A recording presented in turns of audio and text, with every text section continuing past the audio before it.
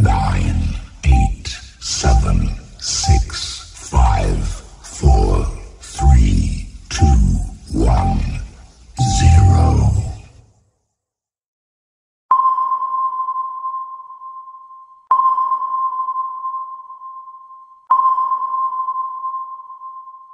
No Radar Vascaíno está de volta. Eu sou o Edinho RJ. E aí, minha gente, tudo bem? Tudo certinho? Juntos novamente para falarmos aqui de Vasco. E caso seja a sua primeira vez aqui no canal, seja muito bem-vindo.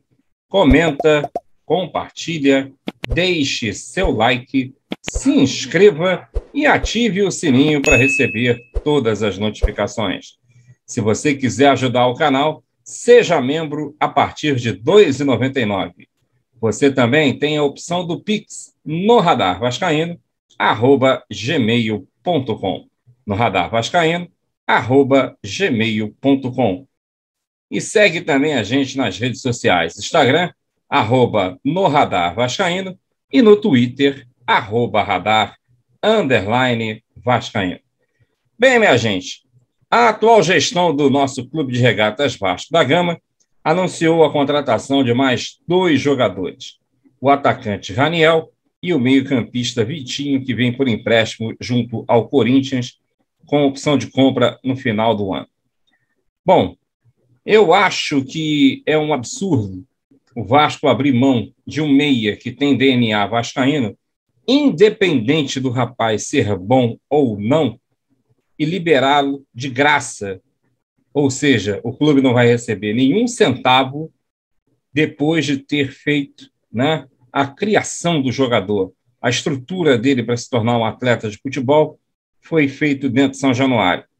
E é mais um que está saindo aí de graça com essa gestão que a gente não está entendendo, sinceramente, qual é a deles. Aliás, a gente até sabe que é querer vender o clube, mas da forma que eles estão fazendo, a depreciação do clube é uma coisa absurda.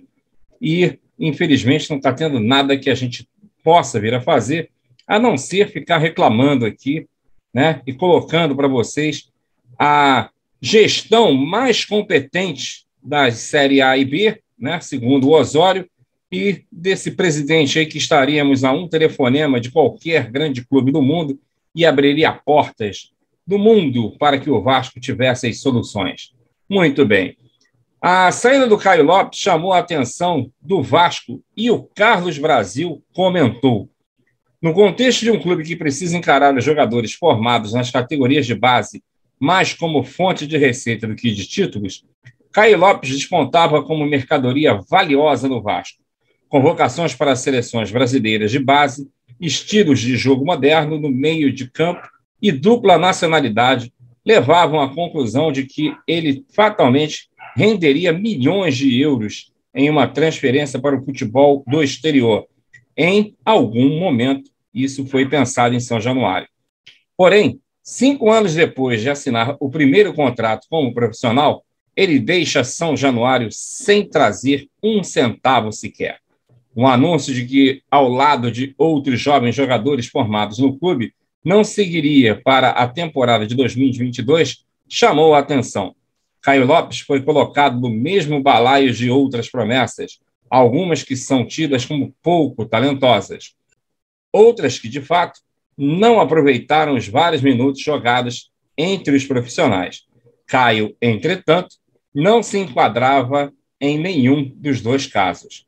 Faltou convicção ao departamento de futebol do Vasco de que o clube, tão debilitado financeiramente, deveria investir numa nova renovação contratual.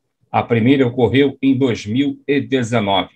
Mesmo com o contrato para se encerrar em janeiro, o clube esperou o fim da temporada para procurar seus representantes para tratar do futuro.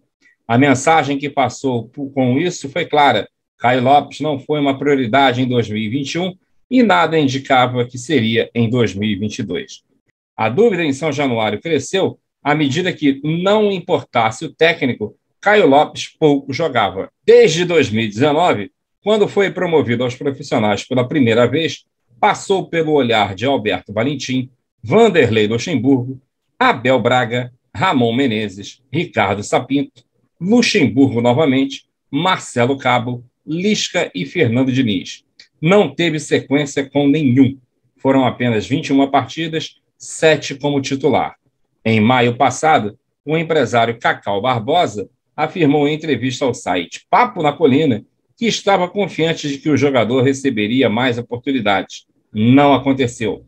Com o fracasso na Série B e a saída antecipada de Alexandre Pássaro, o departamento de futebol do clube ficou totalmente acéfalo até o retorno de Carlos Brasil para ser gerente de futebol.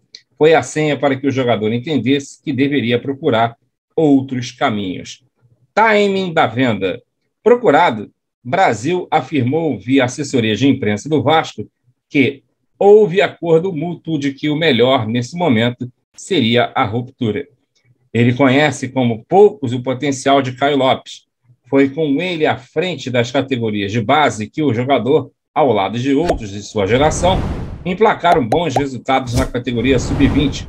Foram vice-campeões da Copa São Paulo, campeões da Copa do Brasil e da Supercopa. Ao fazerem a transição para o profissional com o futebol do Vasco, vivendo o pior momento da sua história, muitos que eram referências da base não desempenharam o mesmo na equipe de cima. Além de Caio Lopes, o Vasco se desfaz sem se preocupar em obter maiores retornos financeiros do trio ofensivo que encheu os vascaínos de esperança na Copinha de 2019. Lucas Santos, Thiago Reis e João Pedro.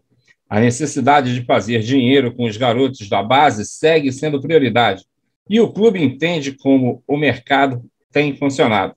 Possíveis compradores buscam atletas cada vez mais jovens, com destaques rápidos, ainda que eventualmente curto. Os principais jogadores negociados pelo Cruz Maltino nos últimos anos tinham todos no máximo 19 anos quando saíram. Douglas Costa, Paulinho e Thales Magno. Caio Lopes fará 22 em setembro e o Vasco entende que, com essa idade, apenas um salto evolutivo extraordinário no futebol do jogador faria com que terceiros se dispusessem a pagar pela sua rescisão contratual. Por incrível que pareça, há outros nomes, praticamente 100 jogos pelo profissional, com potencial de venda a curto prazo e maior. É o caso de Andrei, de 17 anos, que jogará a Copinha deste ano e, na sequência, deve ganhar espaço no profissional. Bom, o que eu quero dizer por aqui é que eu não estou, como é que eu posso dizer, dizendo que os jogadores que estão saindo merecessem a oportunidade do Vasco. Longe disso. Não jogaram nada, não estão jogando nada, podem ainda vir a jogar porque são jovens, mas no Vasco não renderam. Até porque, como diz a própria matéria, os jogadores aí estão jogando no pior time da história do Vasco em desempenho na parte do futebol. Agora, você abrir mão dos atletas e colocá-los no mercado de graça, aí é uma como é que se diz assim? É excesso de incompetência de qualquer gestão, seja ela qual for, liberar os seus ativos dessa forma. Ah, mas tem custo para contratar de novo? E quem é que vai comprar? Não sei. Mas você liberar certos jogadores de graça, depois pode se arrepender. E aí não adianta ficar com o pires na mão pedindo dinheiro, porque não tem. Não sei se você concorda comigo. Gostaria que você comentasse, mas essa é a minha humilde opinião. Continuando aqui a matéria, aliás, mudando de assunto, para você ver como é que é a agilidade dessa diretoria do Vasco, o Vélez estaria aguardando que o Vasco acerte detalhes para emprestar Luiz Amarilla. Pois é, está dependendo só do Vasco para poder realmente contratar o Luiz Amarilla. E essa diretoria não fez ainda a proposta que deveria ser feita. Segundo a matéria no Twitter do jornalista José Roberto Coutinho, do IG, diz o seguinte: Luiz Amarilla ou Luiz Amarilla, ok. Vélez, ok. Aguardando acertar detalhes com o Vasco após o jogador assumir que quer jogar no Brasil e no Vasco. Aí vem a matéria dizendo o seguinte: e isso não é de agora. Realizei tal anúncio, pois os argentinos foram prometidos por tal acerto, que ainda não aconteceu. o Vasco dorme. Em vários momentos falei em unhas, em detalhes finais. A minha fonte tratou e trata o caso com respeito aos clubes o tempo inteiro. Nada mudou. A esperança continua, depende pouco do Vasco. Não é nada gritante, é negociar. Todo mundo quer. Está aí.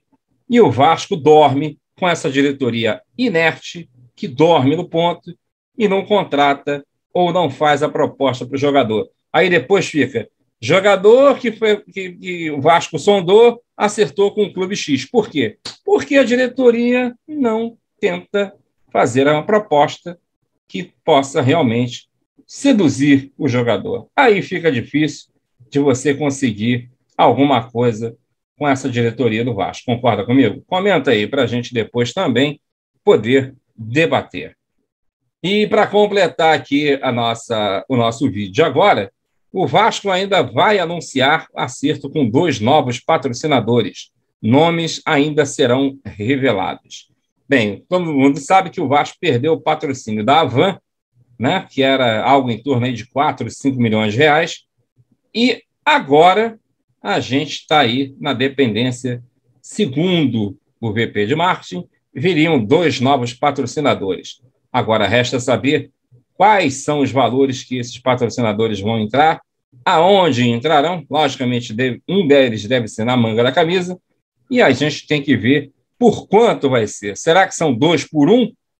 Ou esses 2 ainda vão cobrir o valor de um só? Esperamos que assim seja, né? Bom, muito bem. Bem, minha gente, esses eram os assuntos que eu gostaria de abordar agora. E no Radar Vascaíno volta logo mais às 21 horas com a nossa live Resenha Vascaína. Conto com você e a gente se vê. Valeu!